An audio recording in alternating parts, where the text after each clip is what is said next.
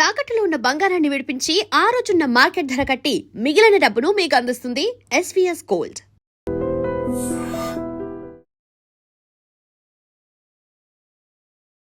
Hello guys, welcome back to iter media.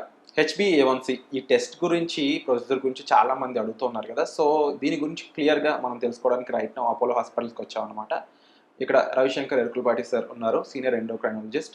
Sir అడిగి దీని గురించి చాలా విషయాలు తెలుసుకుందాం. ఎవరైతే చివరి వరకు చూస్తారో వాళ్ళకి చాలా కీలకమైన విషయాలు తెలుస్తాయి. Hi sir.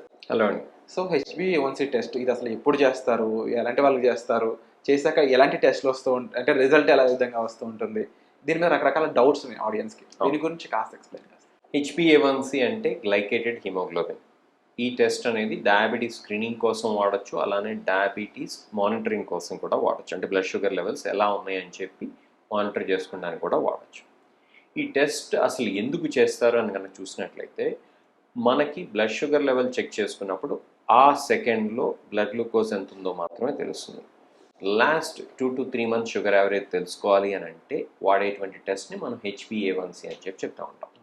దీన్నే వైద్య భాషలో గ్లైకేటెడ్ హిమోగ్లోబిన్ కూడా పిలుస్తూ ఉంటారు.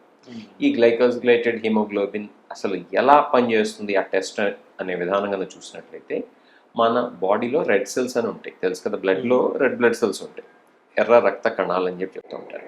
ఈ రెడ్ బ్లడ్ సెల్స్లో హిమోగ్లోబిన్ ఉంటుంది.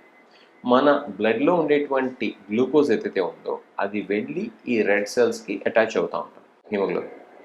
ఆ పర్సంటేజ్ని దాన్ని సైంటిఫిక్ టెక్నాలజీని వాడుకుంటూ చెక్ చేసుకునేటువంటి విధానమే మనం గ్లైకేటెడ్ హిమోగ్లోబిన్ లేదా HbA1c. ఈ HbA1c అనేది డయాగ్నోసిస్ కోసం వాడచ్చు, అలానే మనం దాన్ని మానిటరింగ్ కోసం కూడా వాడచ్చు. మొదటగా కనుక మనం డయాగ్నోసిస్ విషయానికి వచ్చినట్లయితే, HbA1c 5.7 లేదా అంతకన్నా ఎక్కువగా ఉంటే కనుక ప్రీ డయాబెటీస్ అని చెప్తాం. అలానే HbA1c కనుక 6.5 లేదా అంతకన్నా ఎక్కువగా ఉంటే, 5.7 లేదా అంతకన్నా ఎక్కువగా ఉంటేనేమో ప్రీ డయాబెటీస్, 6.5 లేదా అంతకన్నా ఎక్కువగా ఉంటేనేమో టైప్ 2 డయాబెటీస్ కావచ్చు, టైప్ 1 డయాబెటీస్ కావచ్చు, అలానే ఏ రకమైన డయాబెటీస్ అయినా కావచ్చు. కన్ఫర్మ్ చాలా వరకు కన్ఫర్మ్. కానీ దీంట్లో కొన్ని కేవియట్స్ ఉన్నాయి, పిట్ ఫాల్స్ ఉన్నాయి. ఏంటవి అని కనుక చూసినట్లయితే, రక్తం తక్కువగా ఉంది, రక్తహీనత ఎనీమియా ఉంది, లేదా ఈ మధ్యలో లాస్ట్ ఫ్యూ మంత్స్లో బ్లడ్ ట్రాన్స్ఫ్యూషన్ కనుక అయ్యి ఉంది, లేదా ఏ కారణం చేతన బ్లడ్ లాస్ అయ్యి ఉంది, లేకపోతే ఆ వ్యక్తికి కనుక ఏ కారణం చేతనా సరే తెలసీమియా కానీ సికిల్ సెల్ ఎనీమియా లాంటి హిమోగ్లోబినోపతీస్ ఉన్నట్లయితే కనుక ఈ టెస్ట్ అనేది మనం వాడటానికి లేదు. ఏది డయాగ్నోసిస్ కోసం కావచ్చు, మానిటరింగ్ కోసం కావచ్చు. అలానే ప్రెగ్నెన్సీలో, అలానే కిడ్నీ పాడైపోయినటువంటి వాళ్ళల్లో, CKD పేషెంట్స్, CKD 4-5 వాళ్ళల్లో, డయాలసిస్ మీద ఉండేటువంటి వాళ్ళల్లో, అట్లానే లివర్ ఫెయిల్యూర్ పేషెంట్స్లో కూడా ఈ టెస్ట్ని మనం వాడటానికి కుదరదు. ఎందుకు కుదరదు అంటే, యురీమియా ఉన్నప్పుడు కానీ, లేకపోతే ప్రెగ్నెన్సీ అప్పుడు రెడ్ బ్లడ్ సెల్ టర్నోవర్ ఎక్కువగా ఉండొచ్చు కాబట్టి, అట్లానే ఎనీమియా ఉండొచ్చు కాబట్టి, అట్లానే ఈ లివర్ ఫెయిల్యూర్ ఉండేటువంటి వాళ్ళల్లో కూడా ఎనీమియా అనేది సర్వసాధారణంగా చూస్తుంటాం. కాబట్టి ఇటువంటి పరిస్థితుల్లో HbA1cని మనం కొలబద్ద కింద వాడటానికి లేదు. అలాంటి సందర్భాల్లో మనం వేరే పారామీటర్స్ని తీసుకుంటూ ఉంటాం. కొన్ని సందర్భాల్లో ఫ్రక్టోజమైన్ టెస్ట్ని చూస్తాం. కొన్ని సందర్భాల్లో అయితే ఫారిన్ కంట్రీస్లో అయితే కనుక గ్లైకేటెడ్ ఆల్బుమిన్ వాడుతూ ఉంటారు. బట్ అన్ని సందర్భాల్లో పనిచేయదు. కొన్ని సందర్భాల్లో CGM అని ఉంటుంది కదా, ఇక్కడ పెట్టుకునే చిన్న ప్యాచ్, దాన్ని వాడుతూ ఉంటాం. కొన్నిసార్లు అయితే కనుక ల్యాబ్ గ్లూకోజ్ కానీ గ్లూకోమెట్రీ రీడింగ్స్ మాత్రమే మనం వాడుకుంటూ ఉంటాం. ఇవి పిట్ ఫాల్స్ అనమాట. బట్ ఈ పిట్ ఫాల్స్ని కనుక తీసేసి పక్కన పెడితే, ఆ పిట్ ఫాల్స్ లేనటువంటి వాళ్ళల్లో, ఆ పరిస్థితులు లేనటువంటి వాళ్ళల్లో HbA1c is a very good test for both screening as well as for diagnosis and treatment of diabetes. So మీరు చెప్పినట్టు డిఫరెంట్ టెస్ట్ అనేవి ఇక్కడ మెన్షన్ చేయడం జరిగింది, బికాస్ ఆఫ్ లోపల ఉన్న అన్ని మనకి ఎఫెక్ట్ అవుతున్నాయి చూసి. బట్ ఏదైనా ఇది అంటే ఈ HbA1c చేశాక దాన్ని బట్టి డెసిషన్ తీసుకుంటారా, లేదా ఇండివిజువల్గా వేరే టెస్ట్ ప్రకారం దీన్ని? రెండు రకాలుగానే చేస్తాం. ఎవరికైనా కొత్తగా డయాబెటీస్ ఉంది అని తెలుసుకోవాలనుకుంటే HbA1c అనేది చేయొచ్చు. అలానే డయాబెటీస్ వచ్చేసిన తర్వాత అది ఎంత కంట్రోల్లో ఉంది, ఎంత కంట్రోల్లో లేదు అని చెప్పి తెలుసుకోవడానికి కూడా మనం HbA1c టెస్ట్ని ప్రతి 3 నెలలకు ఒకసారి సుమారు చేసుకుంటూ ఉంటాం. ప్రెగ్నెన్సీ లాంటి సందర్భాల్లో అయితే ఎక్కువ ఫ్రీక్వెంట్గా కూడా చేస్తుంటాం, కొన్నిసార్లు నెలకోసారి కూడా చేస్తుంటాం. ఇవి మనం ఆ వ్యక్తి కంట్రోల్ ఎలా ఉంది అనే దాన్ని బట్టి చేస్తాం. ఫర్ ఎగ్జాంపుల్ HbA1c కనుక ఎప్పుడు 6.3 6.4 ఉండేటువంటి వాళ్ళు ఉంటారు. వాళ్ళు కొంచెం కొన్ని వారాలు అటు ఇటు అయినా పర్లేదు, బట్ ఇన్ జనరల్గా అయితే 3 monthsకి ఒకసారి మానిటరింగ్ కోసం అని చెప్పి చేస్తూ ఉంటాం అనమాట. సో యూజువల్లీ ఇది 7 పైన ఉందంటే ఇంకా ప్రాపర్ మీరు అన్నట్టు మళ్ళీ దానికి అకార్డింగ్లీ చూసుకొని 6.5 లేదా అంతకన్నా ఎక్కువగా ఉంటే యూజువల్లీ అది డయాబెటీస్, అన్లెస్ ఇంతకుముందు నేను చెప్పినటువంటి కేవియట్స్ ఉంటే తప్పితే.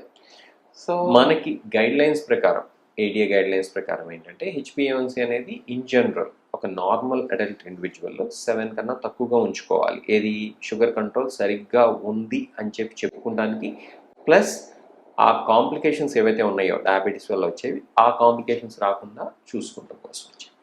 మనకి టెస్ట్ ప్రొసీజర్ ఎలా ఉంటుంది డాక్టర్? ఎంత టైంలో మన రిజల్ట్ అనేది ఉంటుంది? ఇది యూజువల్గా పాయింట్ ఆఫ్ కేర్ టెస్టింగ్ కూడా కొన్ని చోట్ల అందుబాటులో ఉంది. అంటే ఈ టెస్ట్ చేసిన 5 నిమిషాలు 10 నిమిషాల్లో కూడా రిజల్ట్ అందుబాటులో ఉంటుంది. ఇన్ జనరల్ అయితే కనుక ల్యాబ్స్లో చేసేటువంటి టెస్ట్ 3-4 hours పడుతుంది. యూజువల్ డిఫరెన్స్ ఉంటుందా ఎకరేష్ రెండు?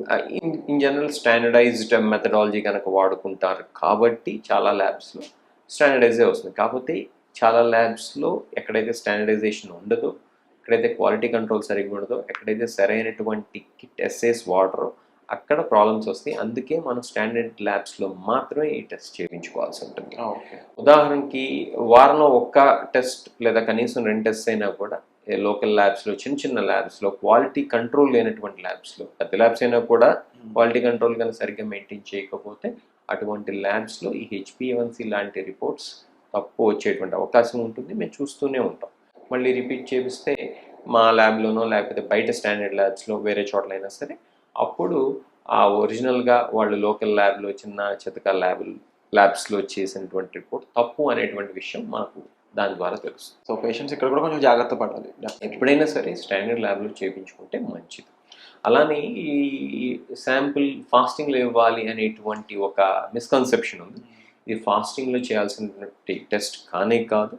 ఇది నాన్ ఫాస్టింగ్ స్టేట్లో ర్యాండమ్గా ఇప్పుడు కూడా చేసేసుకోవచ్చు, భోజనం చేశాక కూడా. అంటే మీరు చెప్పారు కదా మధ్యలో కూడా 3 monthsకి ఒకసారి ఇలా చేస్తామని, ఆ టైంలో మెడికేషన్ ఉంటుంది కదా, మెడికేషన్ ఫాలో అయ్యాక కూడా టెస్ట్ వెళ్ళొచ్చా, లేదంటే ఆ టెస్ట్ చేసేటప్పుడు మెడికేషన్ ఫాలో అవ్వ? మెడికేషన్ వాడుతున్నారా లేదా అనే దాంతో సంబంధం లేదు. ఓకే. అలానే భోజనం చేశారా లేదా అనేటువంటి దాంతో సంబంధం లేదు.